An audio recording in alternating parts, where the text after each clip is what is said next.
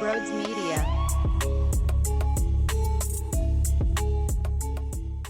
We got the Nick Sirianni apology. To nobody's surprise, Nick on Monday around 3:30 said, "I'm sorry." Well, that was obvious as hell. Does it change anything for me? Oh, no. Hell no, it doesn't. You should never be in that position to begin with. You already made this mistake 1,000 times. Just in regards of letting the emotions get the best of you. It's year 4, not year 1. Hell, not even year 2, because there could be a way where year 1 you have a lot of success, so there's no adversity hit. Here's year 2. Now the team struggles. Okay, that's my point. So year 1, year 2 of an NFL head coach, maybe. But this, you've already been warned. Okay. Imagine having a child and telling that child, you can't do X. They do X, then they apologize. You give them credit for owning up to their mistakes, and you say, okay, just don't let it happen again. Then they do it again. Then they say, I'm sorry. Then they do it again. Then they say, I'm sorry. No. It was already discussed how you have to tame yourself. And now all of a sudden the players want him to get back to the Mr. I'm super pumped up, I'm super emotional, I'm always on 1,000 type coach. Here's the problem. It's supposed to happen organically. Right now, Nick doesn't know who to be.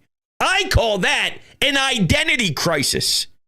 The coach has no clue how to bring what he's supposed to bring to the table. He's lost. That's what I'm getting at here. The players want him to do one thing. Ownership wants him to do another. He feels he needs to do something his way. And now there's maybe 3 or 4 different ways he's being told how to coach or how to be himself. So now when he's standing on the sidelines, he doesn't know what the hell to do. And that doesn't mean he doesn't deserve blame. He does deserve blame. At the end of the day, it falls on your shoulders to make the right decisions, to hold yourself accountable, to react the way you're supposed to, and to be damn professional. So no matter what, even if there's a lot of different voices and there's a lot of different devils and angels on your shoulder, you're a grown man. Figure it out. I don't think he's going to figure it out, though.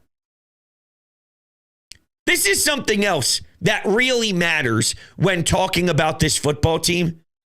They are going to win games. So it truly isn't about the wins and losses for me right now. And I know that sounds silly because a win's a win. It's hard to win in this league, blah, blah, blah, blah, blah, blah, blah. When the Philadelphia Eagles were at the top the last couple of years, sometimes the story becomes, but there's not a lot of great teams in this league, or there's not a lot of great quarterbacks in the NFC, and all you have to worry about is the 49ers, the Lions, yourself, maybe Dallas. I'm just talking traditionally over the last couple of years. That's sort of been how things have been laid out, right? And then the rest of the NFC is just blah. Because of that, the Eagles, who are also in the blah category, are going to win games against blah teams and finish with 8 wins. No. The goal is, especially with the amount of firepower you have on offense, is to do what the Lions did to Dallas a day ago. The offense is supposed to look like that. If you're winning games and it is just absolutely putrid and so not inspiring and so deflating, and you hate the team and you're scoring 13 points through 4 quarters and all that nonsense, I don't care how many games you win, you're not good enough. And is there technically enough time to, quote, turn it around because they're only 6 weeks into the season? Yes, but. And the but is, I don't believe the people in charge. I don't believe in the people that have the power. The head coach has an identity crisis. How is the team supposed to have an identity? Let me ask you this. What is the Eagles' identity? What is it? Because right now, how I would describe who they are when they're playing their best football, which is very inconsistent, although they were dealing with injuries to A.J. Brown, Devontae Smith, and some of your other cats. And now you're also going to deal with Jordan Mailata, and it looks like Darius Slay is going to be day-to-day, so could have been worse. And, we'll see moving forward what happens with other people. Dallas Goedert, I haven't seen an update on yet, but when it comes to the identity of this team, I guess technically it's your superstars bail you out. That's their identity. Superstars bailing you out. It should be you are a juggernaut because of your superstars. You can't be messed with because you can abuse teams due to your greatness on a snap-by-snap basis. You know what this is to me? A team that gets bailed out by Saquon and A.J. Brown. That doesn't cut it for me.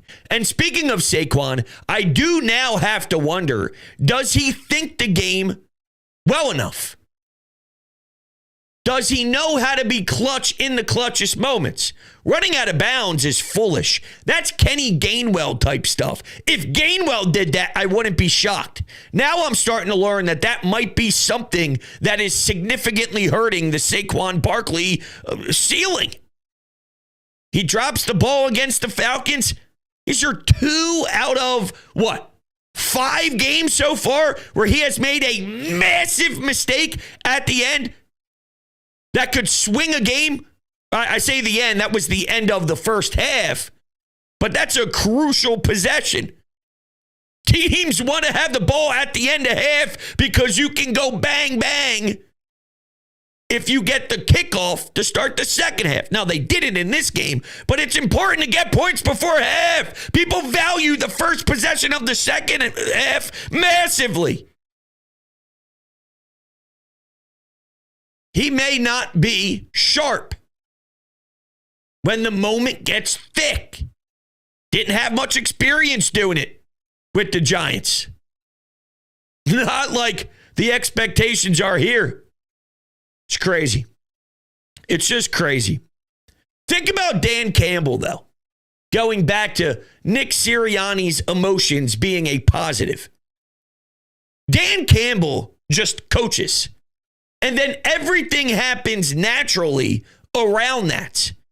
Nick is going out of his way to force celebrating, to force talking smack, to force a rise. Now, he probably feels that way. I think he wanted to go after fans behind the bench. He wanted to, dap up somebody on the sidelines after a big play happens in the second half. He wants to do that. But instead of it just happening when he gets fired up, I think he goes, oh yeah, this might be a good time to be obnoxious. Let me go do it. And that's when you get yourself in trouble in these weird, awkward positions. There's no way Jeffrey Lurie is happy, though. He definitely got into the ear of Nick. He had to have. What was stated on Get Up is so bad. To get called a clown aggressively on ESPN is as bad as it gets.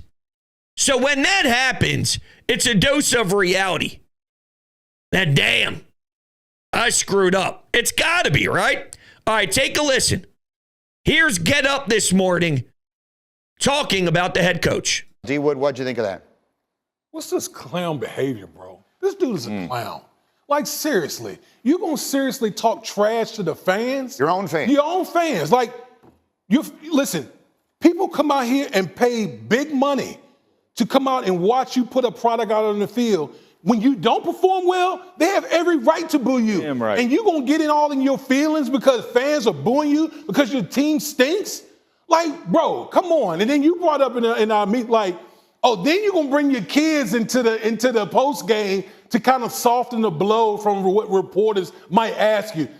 This dude is a straight clown, bro. Like, I just don't have any respect for what this man is doing. Y'all barely beat the god-awful Cleveland Browns, and then you want to talk trash to the fans. Get the hell out of here. Well, now, here's something that I think can happen due to this craziness that's going around the media right now.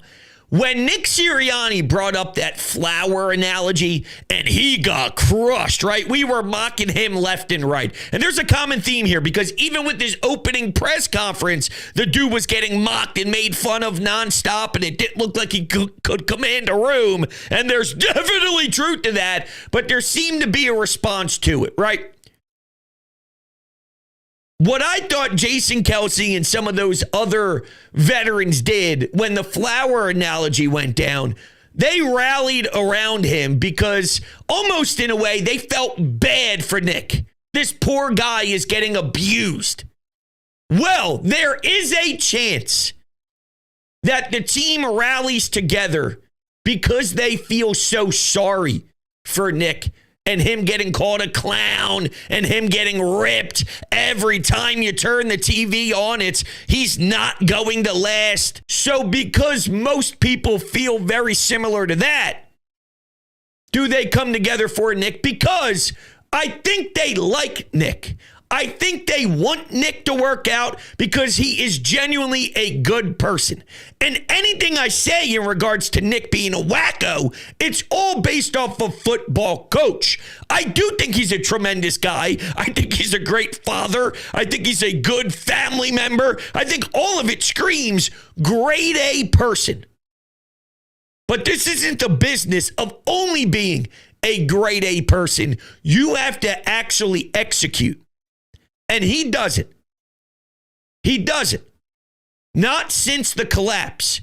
He hasn't had that bounce back. Instead, he doesn't know who he is and how to be who he is. It broke him.